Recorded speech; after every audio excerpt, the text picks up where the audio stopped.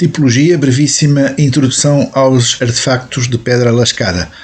Vamos hoje terminar esta deambulação através da tipologia com uma última sessão que basicamente é uma homenagem a alguém que me influenciou bastante e que tive por mestre, inclusivamente, posso dizer assim, porventura o único nestes domínios da tipologia e da tecnologia, e sobretudo da tecnologia, que foi Jacques Tixier, falecido há 2 anos, há sensivelmente 2 anos.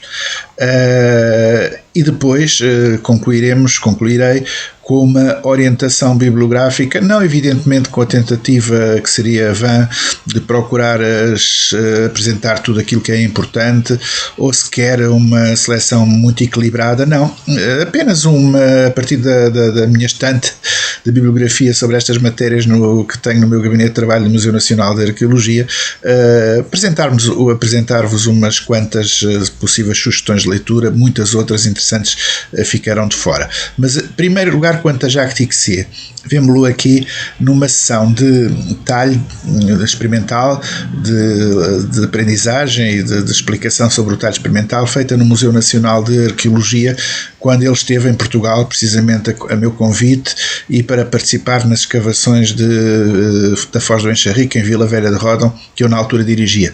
Vêm-se aqui na assistência pessoas como o José Moraes Arnaud, o António Carlos Silva, o Nuno Bicho, ali mais ao fundo um pouco o João Paulo Pereira, enfim, um conjunto de amigos de décadas, e que vários deles participantes nas escavações e, portanto, muito conhecedores do apreço que eu tinha e todos tínhamos ali por Jacques Tixier.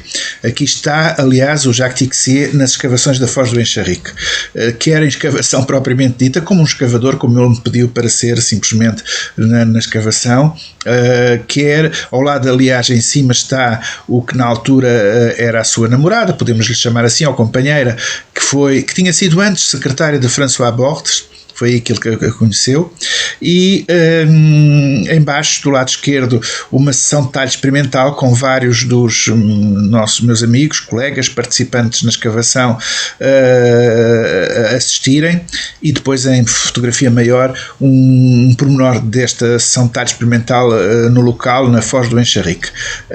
E estas magníficas fotografias de Jacques Tixier no alto da crista quartzítica das chamadas Portas de Ródão, do alto do Castelo de Ródão, com a magnífica, como digo, crista quartzítica mais imponente do outro lado do Tejo ao fundo, e ele em primeiro plano, muito contente por a experiência que estava a ter, quer de escavação, de convívio, e de ver esta paisagem que é a todos os títulos magnífica, uma verdadeira paleopaisagem. Jacques Tixier não tem muitos, mas tem alguns filmes, documentários no registro, diria, de lição, de entrevista, tem alguns livros também, evidentemente, nesse registro.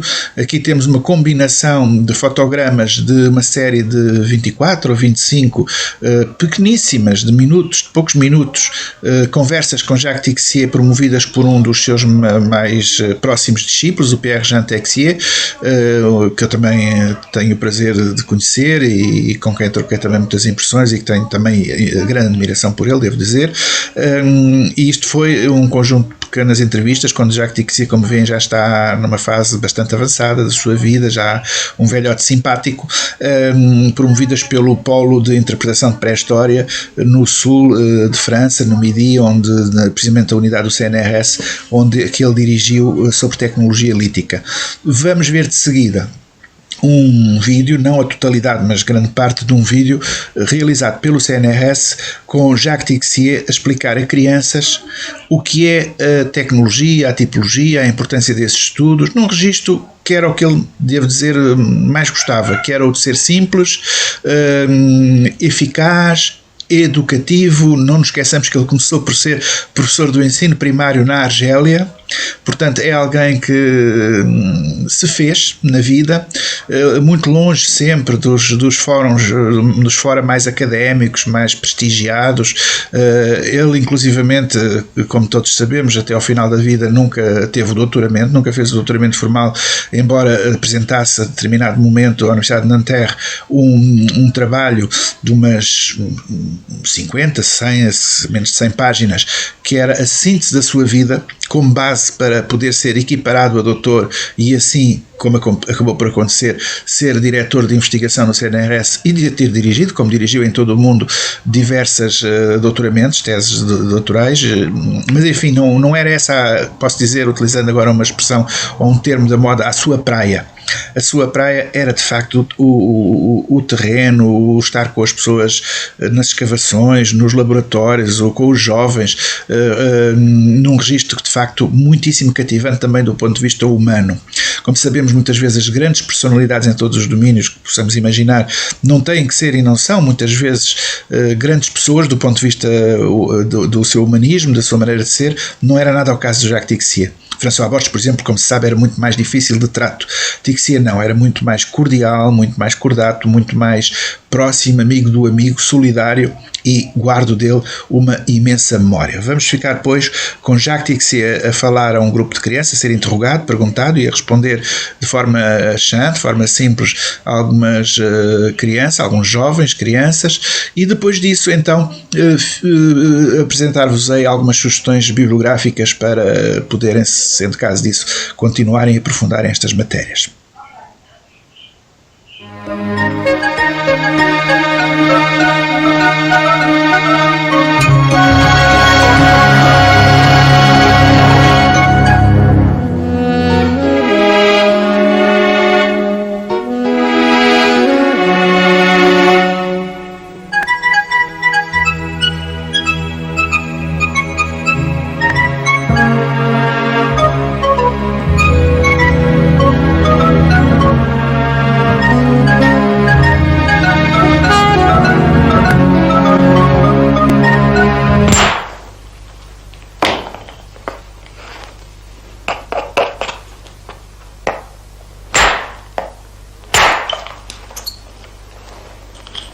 Vous voyez, de mon bloc de silex, j'extrais des éclats avec un marteau naturel, avec un galet ramassé dans une rivière, lourd.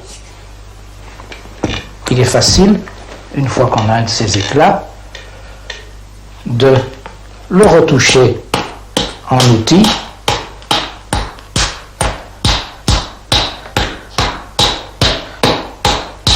De faire ce qu'on appelle un racloir.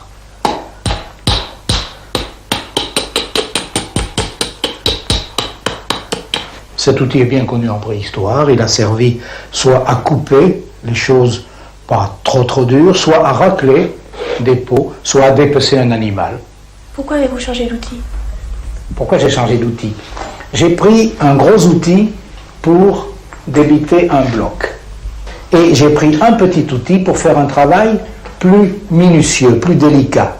Ce petit outil m'a permis d'enlever d'autres petits éclats ici sur ce bord pour faire un racloir. J'aurais difficilement fait la même chose avec un gros outil. Autrement dit, les outils du tailleur sont adaptés à chaque forme d'outil qu'il veut obtenir, d'outil préhistorique, à chaque action. L'outil blanc, là, c'est un os? Il y a deux sortes d'outils. Il y a l'outil de l'homme préhistorique, qui sert à travailler les peaux, etc. Et il y a l'outil qu'il emploie pour tailler. Celui que j'emploie est certainement identique à ceux qu'il employait. Ce n'est pas un os, c'est un morceau de bois de renne. Tu vois, ce bois de renne qu'on appelle, nous, un percuteur. En réalité, c'est un autre marteau. Est bien plus tendre que le silex, mais peut travailler le silex. Où trouvait-il le silex? Eh bien, il le trouvait dans la nature. Soit roulé par les rivières dans les terrasses, soit dans les bancs calcaires, il y en a tout autour de la région parisienne. Ils allaient quêter le silex. Ils allaient à la recherche de leur matière première. Quand on parle des outils des hommes préhistoriques, on pense tout de suite aux bifaces en silex. Mais il n'y avait pas de silex partout sur la Terre. dans les endroits où il n'y a pas de silex, les hommes préhistoriques ont choisi d'autres matières premières. Ils ont utilisé le quartzite, ils ont utilisé les grès, ils ont utilisé les roches volcaniques, comme l'obsidienne, ils ont utilisé des roches qui portent des noms compliqués, comme la rhyolite. Ils ont utilisé tout ce qui pouvait se tailler. Ils se contentaient d'un biface en quartzite quand ils n'avaient pas de silex. Oui, tu voulais poser une autre question? Est-ce que l'outil était autre que le bois, l'os, la pierre et le fer? En effet, la pierre, le bois, l'os, le fer, ça n'est déjà plus les temps préhistoriques, et c'est les temps historiques. Mais il y avait bien d'autres choses, mais qui ne se sont pas conservées. Il y avait l'écorce, il y avait la corne, il y avait le crin de cheval, il y avait les cheveux, il y avait les peaux. Et ça, malheureusement, on les connaît très mal. Donc les hommes préhistoriques ont utilisé tout ce qui pouvait servir à faire un vêtement, à allumer du feu, à vivre la vie quotidienne d'un groupe dans la nature. À quoi servaient les outils que les hommes préhistoriques fabriquaient? Il y avait 3 catégories d'outils. Ceux qui servaient comme ça, le racloir avec lequel je racle les peaux, ceux qui étaient emmanchés et qui servaient d'armes, outils, mais en fait c'était souvent des armes, et ceux qui servaient à faire d'autres outils. Par exemple, je t'ai parlé tout à l'heure d'un bois de renne. Si je prends ce bois de renne, qui est un bois de renne préhistorique, qui a à peu près 12 000 ans, je remarque que sur ce bois ont été enlevées des grandes parties de ce bois de renne, des parties qui ont pu servir à faire un harpon. Il y a donc une première chose, on fait des rainures de chaque côté, on enlève la baguette qui en vient, et ensuite, avec un silex,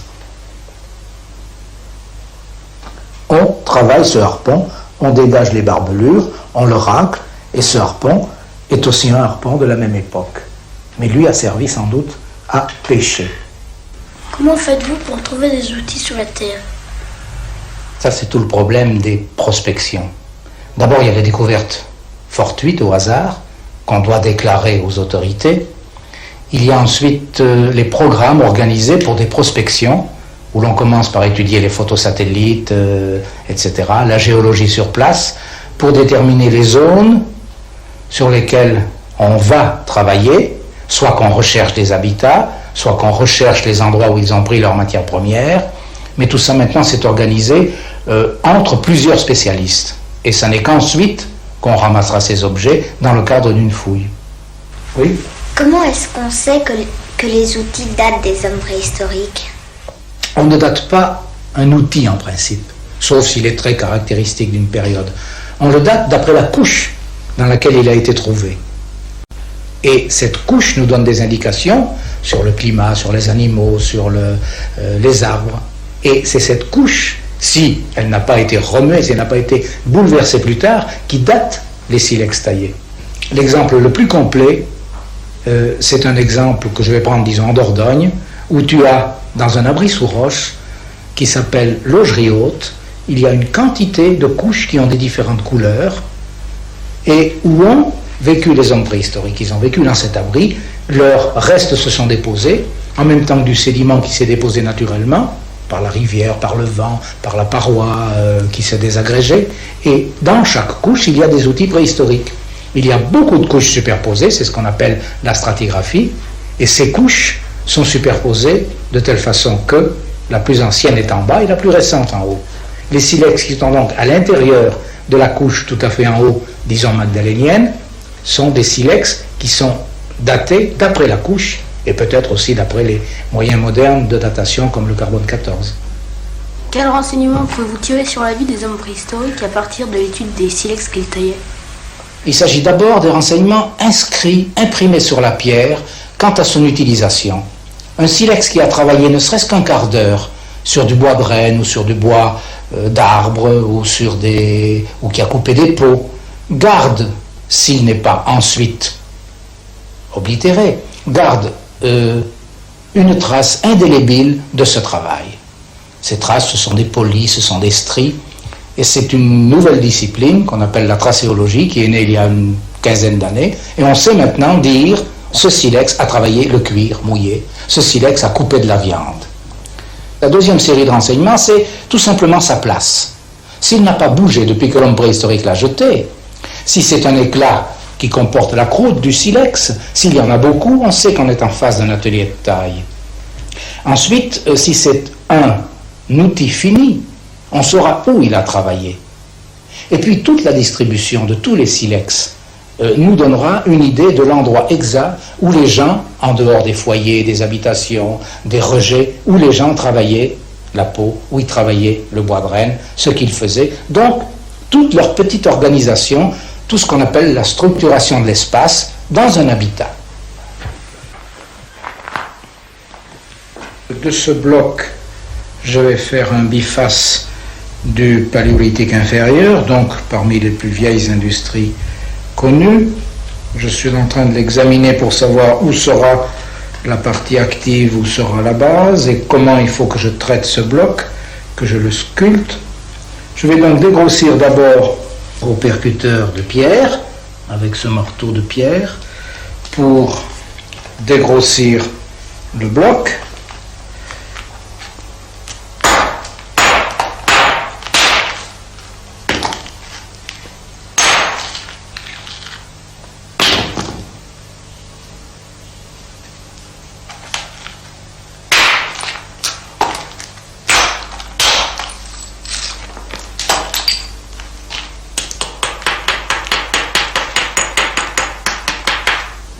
Je prépare un endroit où frapper pour enlever cette bosse. Je continue de l'amincir.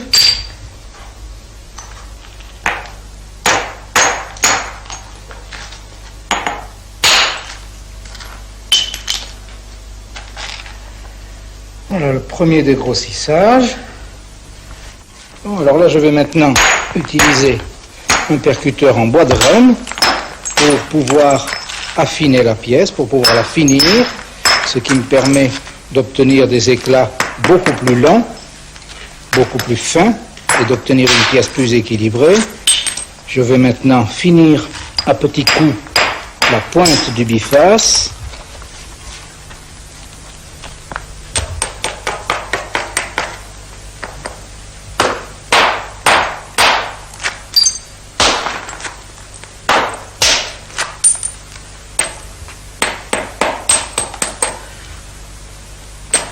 D'affiner un petit peu la pointe, puisqu'en principe c'est cette partie-là, la pointe et une partie des bords qui font suite à la pointe qui sont utilisés.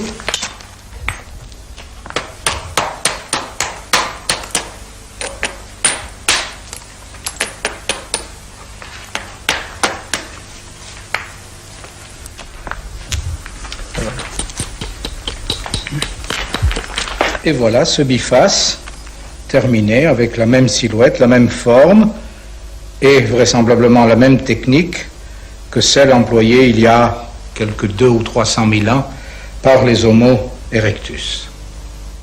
Qu'est-ce qui vous pousse à jouer à l'homme préhistorique comme vous venez de le faire? Ce qui me pousse, c'est d'abord j'aime ça. Bon, ça je me fais plaisir de temps en temps à tailler. Mais en réalité, je ne joue pas aux hommes préhistoriques. Tu vois, j'essaie de reconstituer leurs gestes. J'essaie de dialoguer avec eux à travers les silex. J'essaie de savoir par quelle technique, quel est le percuteur, ont-ils frappé fort, doucement, suivant quel angle ils ont fait leurs outils, et aussi par quel agencement mental. Je m'explique, il y a toute une chaîne opératoire, du bloc de matière première jusqu'à l'outil terminé. Et un geste n'est pas innocent. Un éclat enlevé en prépare un autre, qui en prépare un autre. Ça se passe toujours au 2e ou au 3e degré. Donc j'essaie de tirer le fil du schéma qu'avaient les hommes préhistoriques, de leur schéma traditionnel, parce que faisant partie d'un groupe, ils taillaient comme taillait ce groupe. Ça n'est donc pas exactement jouer, c'est suivre l'homme préhistorique pas à pas, depuis la quête de la matière première, jusqu'à l'outil abandonné dans le site, dont je saurai après exactement comment il a été fait et pourquoi.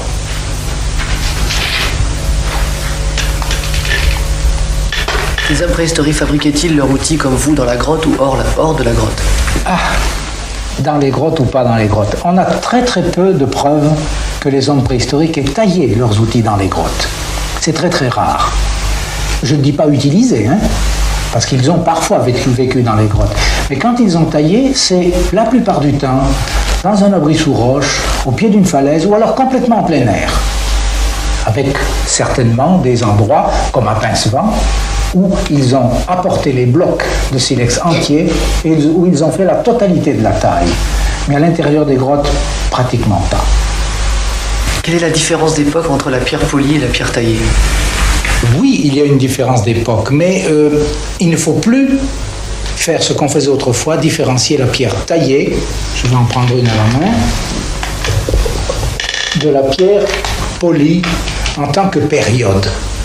Il y a des hommes qui ont été d'abord dans la nature chasseurs-cueilleurs, puis des hommes qui ont été producteurs d'aliments. C'est à partir du moment où ils ont été producteurs d'aliments qu'ils ont adapté leur outillage par le polissage de la pierre, lequel polissage se fait en frottant une pierre apte à être polie sur un grand bloc qu'on appelle un polissoir, qui est souvent en grès, en ajoutant de l'eau et du sable, et en frottant, jusqu'à ce que toutes les aspérités aient disparu. Mais n'oublions pas qu'avant d'avoir été polie, une pierre doit être taillée pour lui donner sa forme générale. Mais au départ, n'y avait-il pas un outil à tout faire à partir duquel on s'est spécialisé pour avoir différentes possibilités?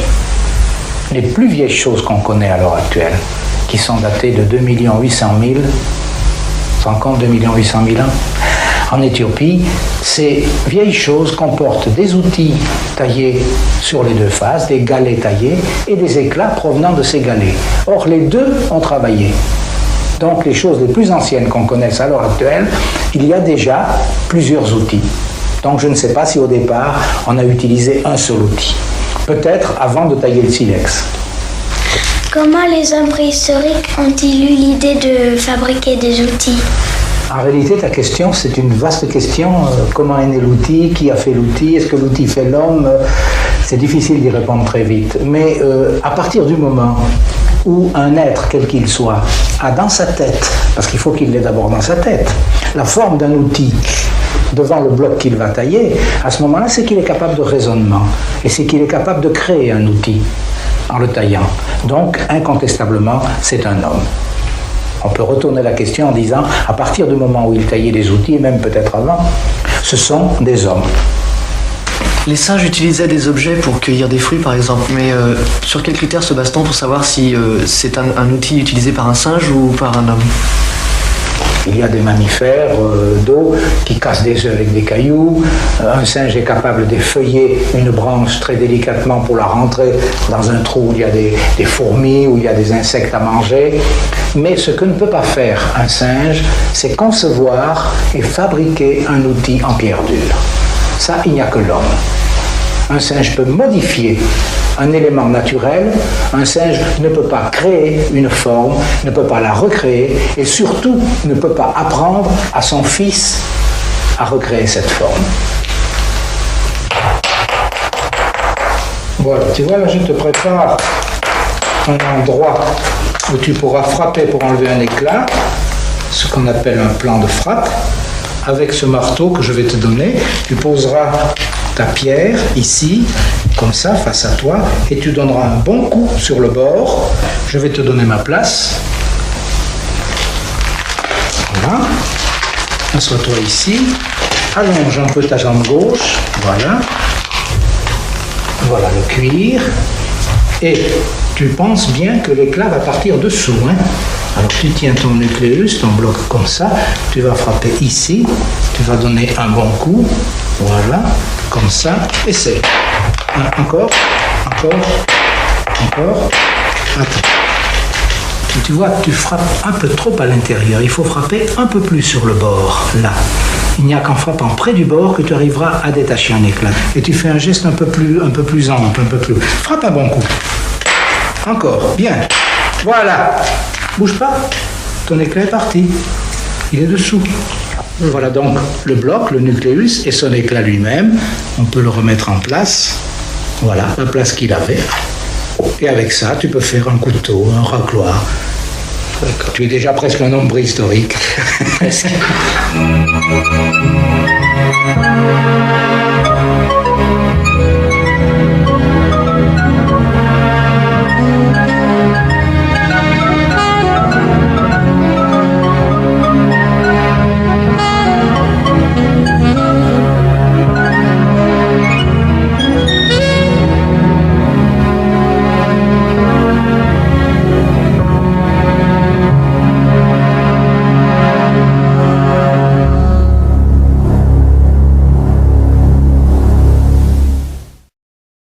Bom, passámos em revista nas últimas sessões alguns aspectos da tipologia dos artefactos líticos, quer em termos de conceitos gerais, de história, dos principais chamados modos operativos ao longo do Paleolítico até ao Mesolítico, principalmente ao longo do Paleolítico,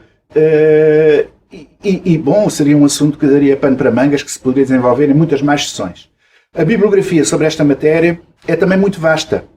E para além dos muitos, dos milhares, diria, de artigos em revistas de especialidade, pequenas notas, etc., trata-se de um domínio em que, evidentemente, existe muitas vezes a ilusão de ir atrás de todo o pequeno detalhe encontrado no retoque, ou no talhe, ou na forma particular, ou na técnica, eventualmente, de talhe deste ou daquele instrumento, e de retirar, descrever isso, como porventura o último Coca-Cola no deserto, sem, na verdade, depois tirar grande ensinamento histórico daí, mas, enfim, são tudo trabalhos meritórios que Moberg, um dia, em seu tempo, chamou um bocadinho para, no lado menos luminoso desta abordagem, a do arqueólogo filatelista, que com muita atenção à serrilha dos selos, mas, portanto, sem ir por esse exagero da tipologia e da tecnologia, aquilo que, como já disse Jacques Tixier, chamava a máfia da tecnologia, sem ir por aí,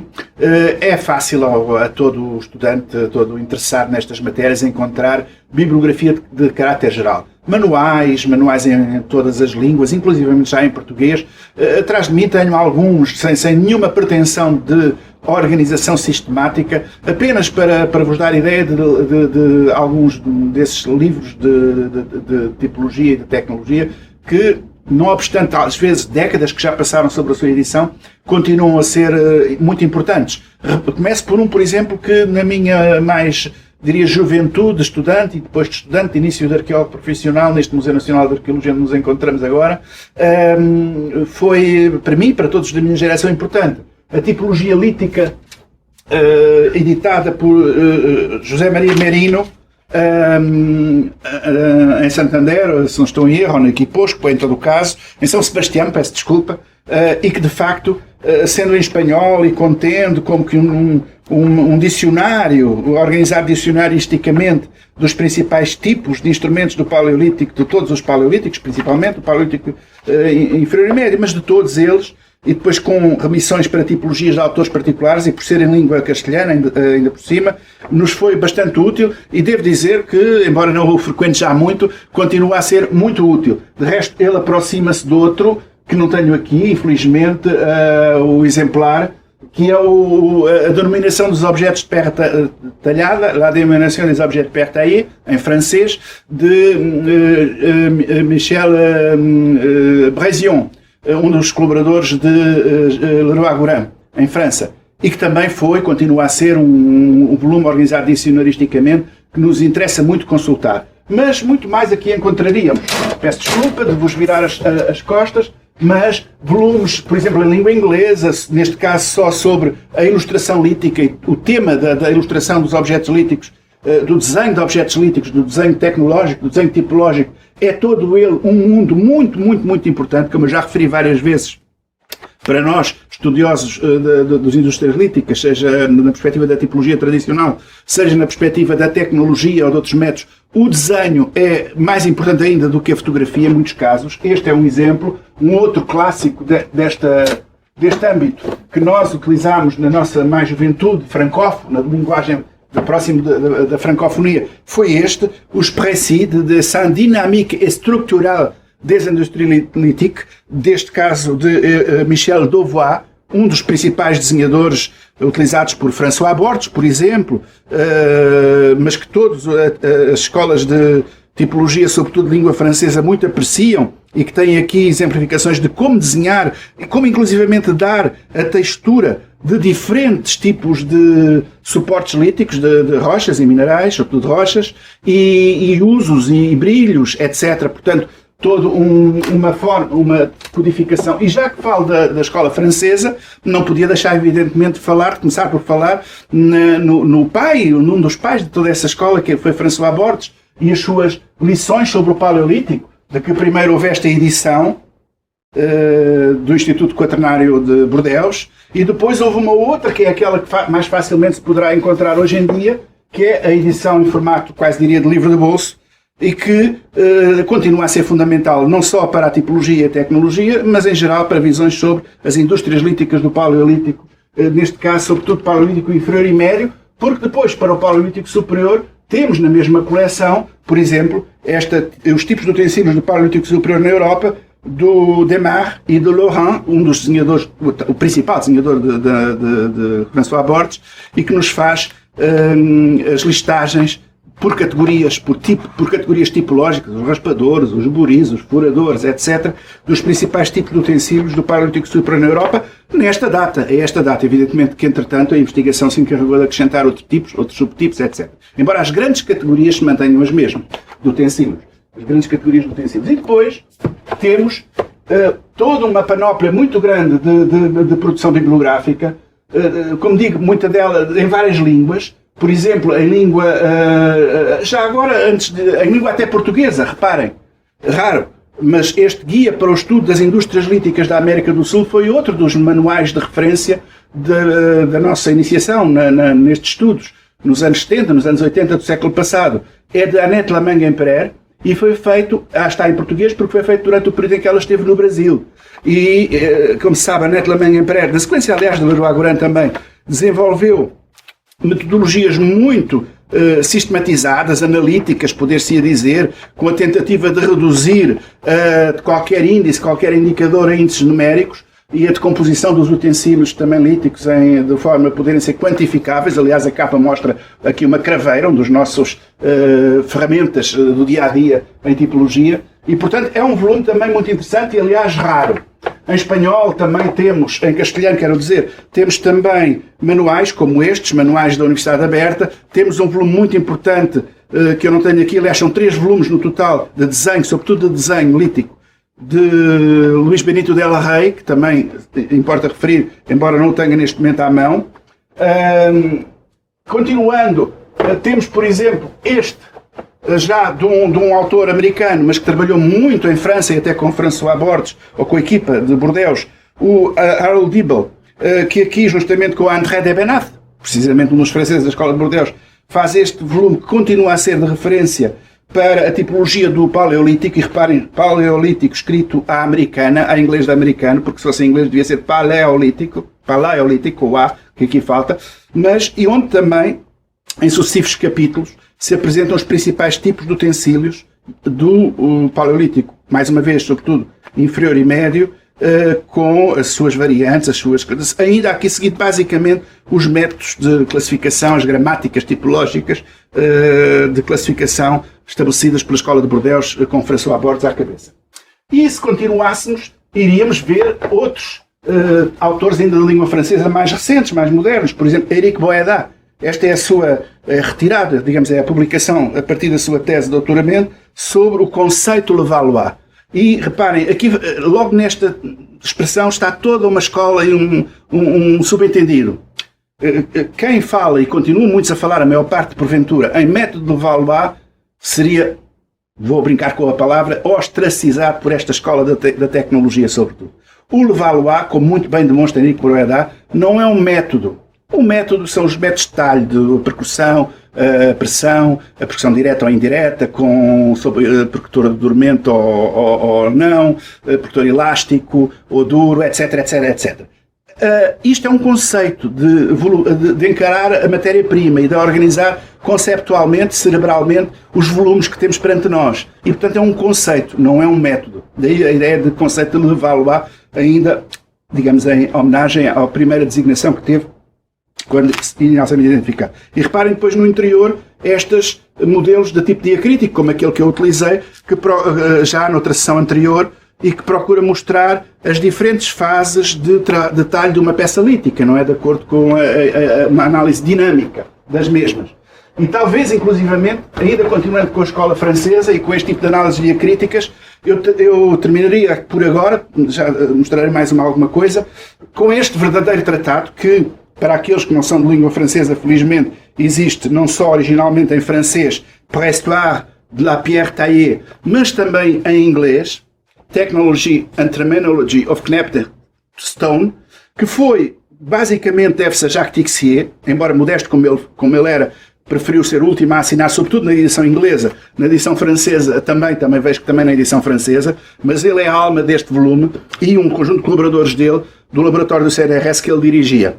E é muito interessante porque nos ensina, de acordo com esta escola mais tecnológica, o método de fazer a descrição, a análise e descrição, a interpretação, a leitura, finalmente, de um objeto lítico talhado e da sua história toda, desde que recolhida a matéria-prima até que é abandonado, e também inclui, nas várias edições, e na inglesa especialmente é interessante, no final um léxico de terminologia, de tecnologia, mais do que de tipologia lítica, de várias línguas, onde pela primeira vez nesta edição inglesa, por me ter sido pedido por Jacques Tixier, aparece o português. E, portanto, eu aqui sou responsável pela transposição para português da terminologia usada, embora, evidentemente, em alguns casos, admito que não seja a tradução, o termo português o mais feliz, outros pudesse haver igualmente ou melhor, e outros colegas usem porventura outra terminologia. Mas fica como registro também. Depois dizia eu que, para além da língua francesa, evidentemente que a língua inglesa impôs cada vez mais como a língua franca científica e também nesta área da tipologia, inclusivamente na tipologia de objetos líticos, que na origem é toda uma descoberta, é toda uma aproximação, como a pré-história, que surge no ambiente francófono e em França especificamente.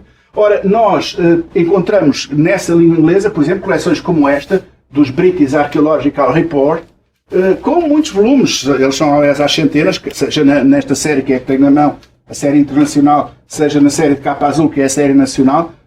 São dezenas os volumes que interessam à tipologia e à tecnologia das indústrias líticas. Por exemplo, este, da Sylvie Beiris, foi, no seu tempo, um dos principais e pioneiros trabalhos sobre a traciologia e a tecnologia das indústrias líticas. Ou, por exemplo, este é o mesmo volume, é o segundo volume. Ou, por exemplo, este, de que tive o prazer de ser também co-editor com Nora Moloney e Manuel Santonja, um espanhol e uma inglesa. Non-Flintstone Tools and the Paleolithic Occupation of the Iberia Peninsula. A importância das matérias-primas não sílex, designadamente, por exemplo, quartzito ou quartzo, no Paleolítico da Península Ibérica e português também, não é? Os livros digamos, de edição comercial, como sobre instrumentos de pedra lascada, Stone Tools, Theoretic Insights into Human Prehistory, que já são livros de edição comercial que são mais frequentes a encontrar, ou eram, até há uns anos atrás, a língua inglesa do que nas outras línguas. Este, por exemplo, Understanding Stone Tools and Archaeological Sites. E são muitos os que sucedem desta natureza. Talvez terminasse, faça uma estante tão longa em que outros exemplos se poderiam dar, com um caso também já português, que me apraz muito registar, de trabalho de edição de uma pequena livro sobre esta matéria, do António Faustino de Carvalho e do Juan Francisco Ribarra, pus primeiro o nosso colega português, compreende-se porquê, enfim, e até por estar em português, Introdução ao Estudo da Pedra Lascada. Aqui temos já um primeiro, suponho eu, manual em português, ou enfim, mesmo não sendo manual, livro de orientação geral em português, sobre como estudar instrumentos de pedra lascada. Portanto, para quem se interesse por os instrumentos de pedra lascada, bibliografia não falta. Diria brincando que calhaus, talhados também não faltam. O que é que pode faltar? Por um lado, às vezes, o conhecimento de base. O saber distinguir talho humano de talho natural, desde logo. Depois, massas nucleares de subprodutos de massas nucleares. Distinguir entre núcleos, propriamente massas nucleares nucleiformes, núcleos, e utensílios sobre suporte nuclear, mas utensílios. Não é? Saber distinguir retoque ao talho e depois retoque intencional de simples escoriações ou acidentes de talho, ações devidas à força da natureza, fortuitas ou, em todo o caso, não intencionais para a obtenção de gumes finais úteis. Tudo isso, depois, evidentemente, as tecnologias do fabrico. A tecnologia pode ser uma importante assinatura de tempo e de espaço. E, nesse sentido, quando uma determinada sequência tecnológica ou ação técnica se converte em assinatura de tempo e de espaço, pois ela é tipologia também. Não há que não se estabelecer divisões absolutas entre tecnologia e tipologia. A tipologia deve socorrer da tecnologia, tal como se socorre da morfologia ou dos vestígios de uso, de qualquer outro tipo de recurso que possa. Mas, no final, o que fica é o método tipológico. A tipologia no sentido amplo do termo, não no sentido doentio das tais serrilhas de selos. Com isto, na posse desta aproximação, que faça do tipologista um verdadeiro pré-historiador ou paleoantropólogo e não simplesmente um virtuoso na classificação à minúcia, ao pormenor de objetos, sem daí depois retirar ilações de natureza histórica, com isto fica um imenso campo perante nós. E obviamente que, porventura, arriscar-me a dizer que para sempre, desde sempre e para sempre, a tipologia permanecerá como o elemento central que distingue o arqueólogo pré-historiador de outros especialistas que também estudam a pré-história.